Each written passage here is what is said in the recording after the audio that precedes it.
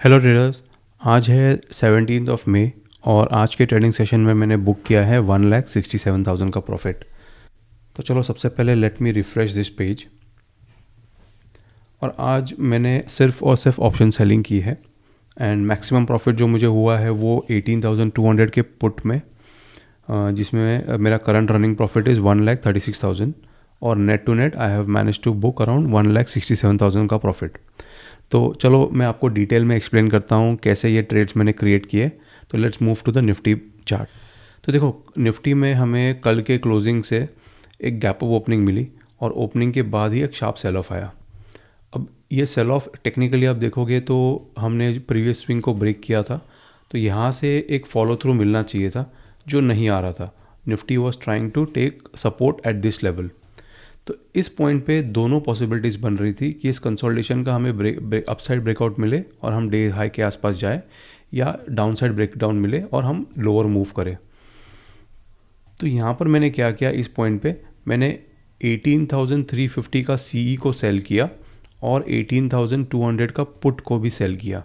तो यहाँ पर क्योंकि डायरेक्शन मेरे को क्लियर नहीं था तो मैंने दोनों को यहाँ पर पोजीशन बनाई। अब कल निफ्टी की एक्सपायरी है, अगर निफ्टी इसी रेंज में अटका रहता तो मुझे दोनों साइड पे डीके मिलता।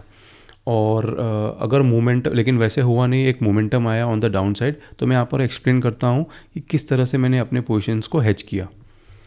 तो सबसे पहले इस कंसोलिडेशन का हमें ब्रेकडाउन मिला ऑन द डाउन साइड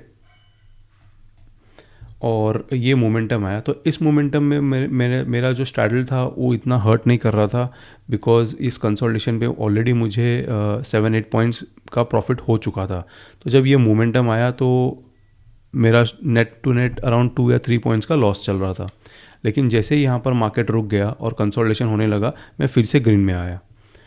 अब यहाँ पर देखो, कंसोलिडेशन का फिर से हमें एक ब्रेकडाउन मिला। तो जैसे ये ब्रेकडाउन मिला, मैंने अपना सी को नीचे शिफ्ट किया। तो 18,350 का मैंने सी का प्रॉफिट बुक किया और मैं उसको लेके आया 18,300 पे। तो यहाँ पर मैंने 18,300 का सी को शॉर्ट किया।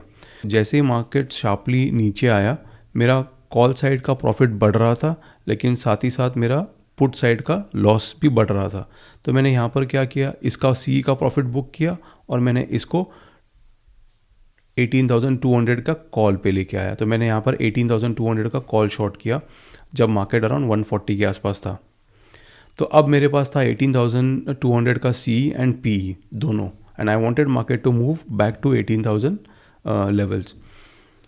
तो यहाँ पर देखो थोड़ा सा डिफरेंस क्या हुआ कि सुबह से जो हम लोग सपोर्ट लेने की कोशिश कर रहे थे, वहाँ पर हम ब्रेकडाउन दे रहे थे ये लेवल को। वही हमने इस बार भी किया कि सपोर्ट लेने की कोशिश की, इवेंचुअली हमने ये लेवल को ब्रेकडाउन दिया।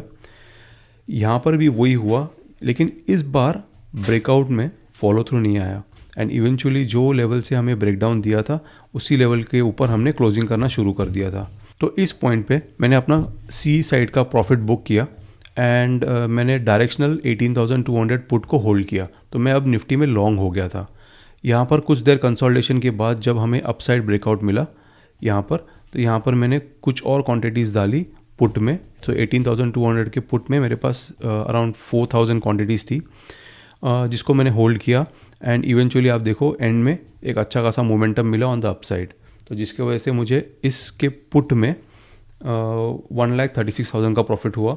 एंड जो सीज था, सी मैं सुबह से शॉर्ट कर रहा था, उसमें भी मैं प्रॉफिट बुक करता गया, जिसमें मुझे 26,000, 14,000 एंड 3,000 का नेट टू नेट प्रॉफिट हुआ। तो I hope you guys would have understood कि मैंने किस तरह से अपने स्ट्रैडल्स क्रिएट किए और किस तरह से मैंने मार्केट के डायरेक्शन के हिसाब से अपनी पोजीशंस को एडजस्ट किया। एंड जब मुझे लगा कि मार्केट एक डायरेक्शनल मूव दे सकता है तो मैंने सारा अपना कॉल साइड का पोजीशन स्क्वायर ऑफ किया एंड सिर्फ पुट में होल्ड किया।